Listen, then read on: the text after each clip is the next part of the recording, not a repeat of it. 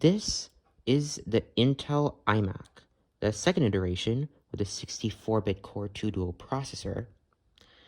And this is a very stupid place to be putting a computer, because I don't think most people would use a desktop computer sitting on the ground like this. But I'm only doing it to flaunt its utter sexiness. Whoa, amazing. So fancy. And also, it is breaking, I think. But that is a topic that I'm going to cover later. So this is just going to be me upgrading it because it still comes with the default 1 GB of RAM. I did not write out or plan any of this. So yeah, I guess I'll just get into replacing the RAM now. Alright, sweet. I'm gonna be careful because computer parts are important and fragile, and be careful. Ooh, fancy. They have a box for this. OWC performance memory, lab tested, lifetime limited warranty, and they are so adorable. Oh my god. This is the first time I'm gonna be doing a computer upgrade by myself, actually. Ew. Why does this come with a wine voucher? If only I had a shredding machine, I would shred that. And that's about it. Anyway, so first of all, I have a Mac, another Mac, and an iPhone. So I'm very insane. And so I'm just gonna be following along with this. I have not even turned on my iMac for a while, so I'm pretty sure it's cool enough. After you shut down your iMac and give it time to cool, follow these steps. Disconnect power cord, etc., etc. It's not even connected. Place a soft, clean towel on the desk or other flat surface to prevent scratching the display. I don't care. Hold the side of the computer and slowly lay the computer face down on the towel or cloth. Yeah, I just ran and got a towel anyway. Because, I mean, it didn't specify what towel, so I guess any works. It was a bit of a challenge to flip it onto here. So the fun thing is that, oh, the foot is so dirty. But they actually place the nice little instructions on the foot. So basically the step-by-step process, which is going to be the same thing that's on here, involves, let's just focuses, lifting the foot up, pulling these little handles to eject the, well, first unscrewing this, then pulling these, and then removing the modules, then pushing these RAM modules in until they click into place, and then after you hear the click sound, you shove the handles back in. Well, not shove, that's a bit much. And then you screw them back on using a Phillips screwdriver. And would you look at that? These two screws, why is this going out of focus so much? So stupid. These screws are not insane. But you ever heard of those like 5-pointed like inserts? This one has 6. I never noticed this, but these have 6. What kind of thing is that? And apparently, this is supposed to be like the ambient light sensor or something. It's just a little doohickey that detects the light in the room, but it hasn't been working at all, like not even doing its job. So that's a bit odd. Okay, so I miraculously managed to unscrew this thing by myself, which is a first, and I just pressed really hard and held the other end of the iMac just to like make sure it was pressing extra secure, and I don't think it's stripped. So that's good. It's coming out. Now I just do the other one. And I referenced this article, and apparently hex-shaped indentation is a thing? So I guess there aren't any pentalobe ones. Epic. I also unscrewed the other one successfully. So I guess it is possible for me to unscrew things properly.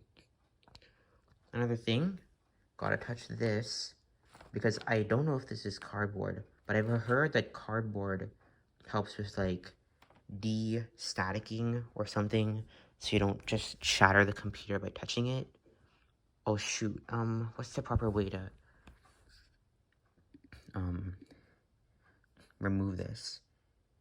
Do you really just gotta, like, take it out? There's an OWC video on this. Maybe I'll pull that up. Yeah, no, I just bent it up and out, and now it's out. So there's the RAM. There's the little handles, and the sticks and whatnot. I've dissected, like, PCs before, but this is the first time with a Mac. So now, they're both out, and the RAM sticks are sticking out ever so slightly. This is cool. Technically, the above instructions were for installing the bottom slot. I think replacing the top slot is the same thing, but I need to see how to remove the thing. Remove, is it really that simple? Remove the memory module? Let's see, is this something I can do with one hand? I'm hoping I'm doing the right thing by touching this. I should watch the video. Okay, so this is a page that has a video.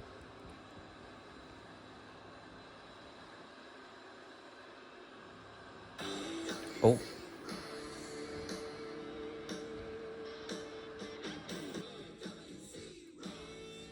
What a theme, wow.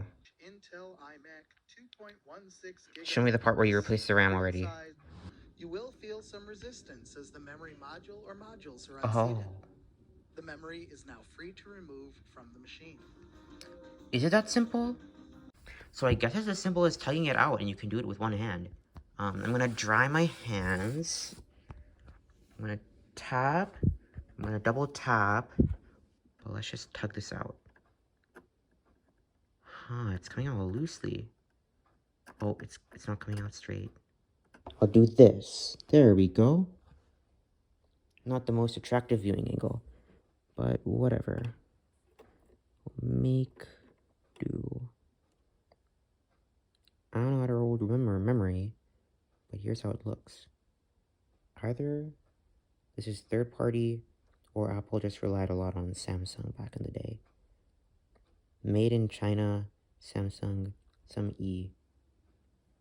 512 megabytes.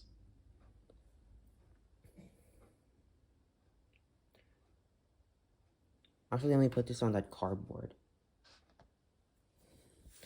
Now for the other one that's on the bottom.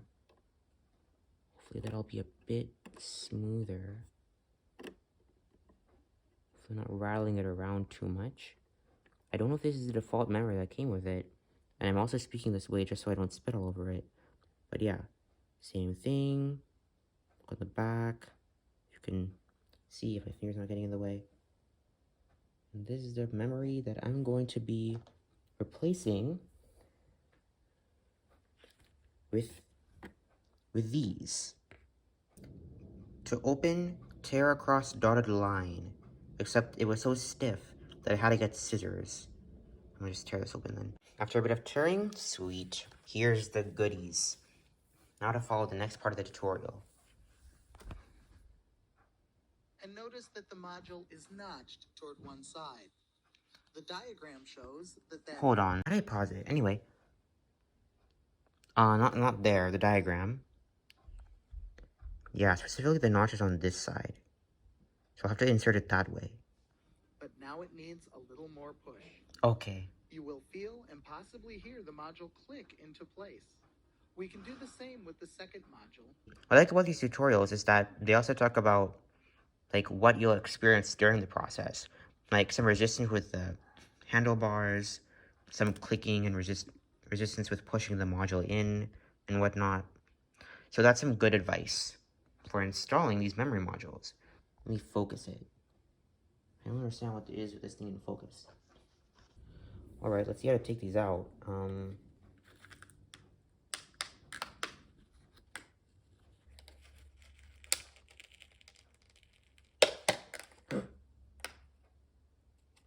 Oh my god, I'm freaking out. I hope that this survived leaping straight out of the package. Let's start with the bottom slot. Oh, there's little clear, like, markers. Or, like, ends.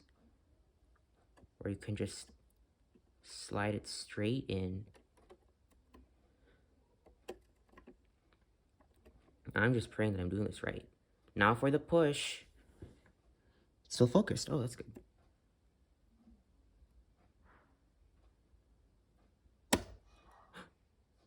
Okay, I hope that was right. But in any case, next module, hopefully the experience of taking it out will be less harrowing. Ugh, it's so stiff. Why? I'm terrified that I'm gonna break this one. I think the breaking sound is just of the plastic. Ugh, stupid, stupid, stupid package. I swear to God.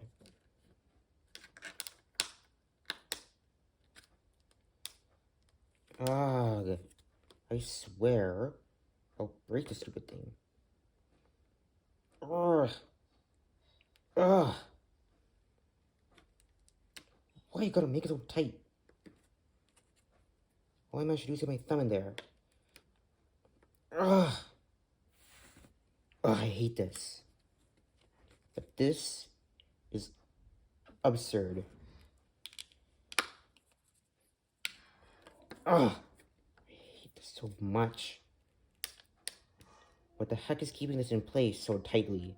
I just want to get it out. I have a big issue with packages that are too good at keeping the product in so that you can't even take it out. Ah, ridiculous, ridiculous, ridiculous packaging.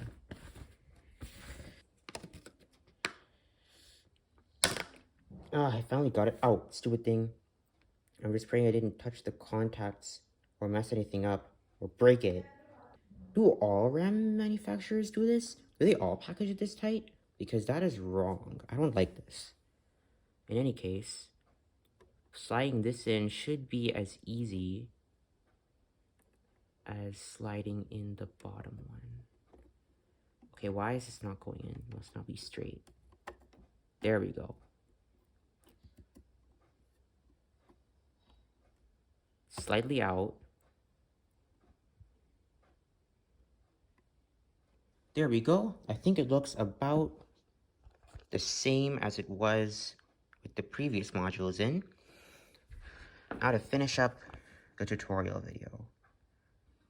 Now we need to return the memory release levers to their home position by pushing the levers inward. Oh, he's doing it one at a Feel time. a little resistance here as well, and that's perfectly all right. If he was able to do it one at a time and not break the entire thing, maybe I can do it too. I'm nervous. I'm just gonna stick these a bit harder. I want to do it both at the same time. Never mind, I'm just gonna do it with both hands because I'm scared of breaking this. Did I see the memory properly? I keep hearing this creaking sound, like something's getting scraped. And I'm worried about that. I hope it's normal. Ugh. Why do you gotta make this so hard? I don't know if it's because it's plastic, because it keeps making this stupid creaky sound. It's really scary. Every time I try to push, I have to push extra hard. And that's also scary, because what if I crush something and just break the cards? Ah, it's making this sound. What the heck is this sound? I'm literally infuriated right now. With much effort, I managed to get one of the levers in, but now it's doing this. I guess when it comes out, it's fine. But I still don't know why it's making that creaking sound. I'm gonna try to do the same with this. I'm just gonna go with it, even if something gets broken. Because I don't know what the heck is wrong with this. The guy in the video made it look so easy.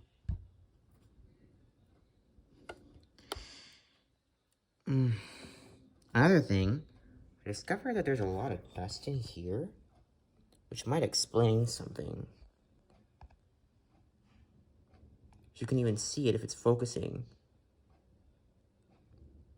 But yeah, look at that. Nasty. I literally want to explode right now. This thing is not even budging. At least the other thing budged.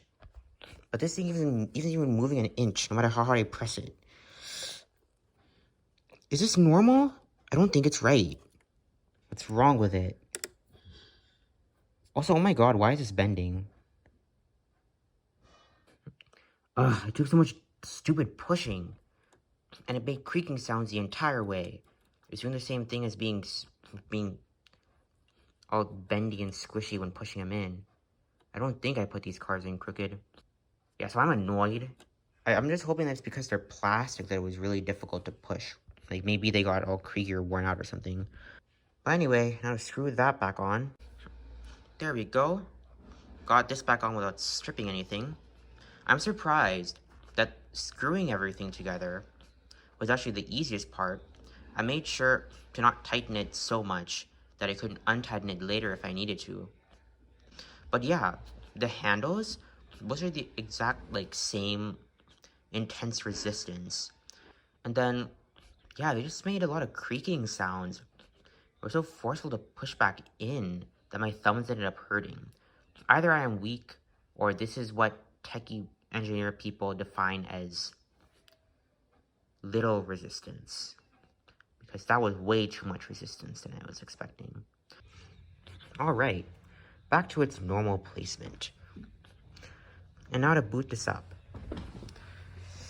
I'm hoping the stuff in there didn't get too much of a rattle or anything. But in any case,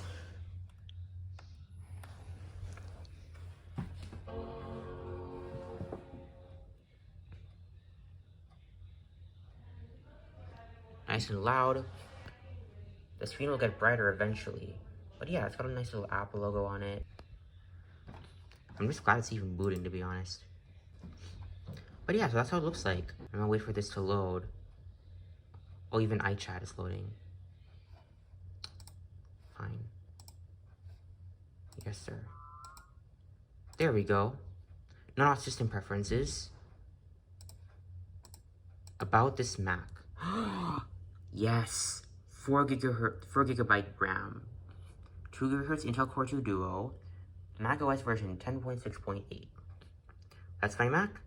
And it now has 4 gigabytes of memory, which is amazing. And that's very cool. And so I'm gonna be making some more videos on this eventually. So yeah. Hopefully, you are mildly amused by my inability to install RAM. Hope you enjoyed watching me groan for a good, 5 minutes there. When I was making this video, I originally intended to be like, oh, it's just replacing RAM. How long can it take? 5-10 minutes? But I ended up with over, almost 40 minutes of footage. And I didn't want the video to become a bore bonanza, or just staring at me pushing things or whatever. And so I tried to trim it down as much as I could, and I basically had to massacre all the clips. And I think being tired last night helped, because I was doing this at 10 and I felt no remorse. I had to cut out even the most trivial hesitations or off-topic comments, but I think it helped get the video down to size.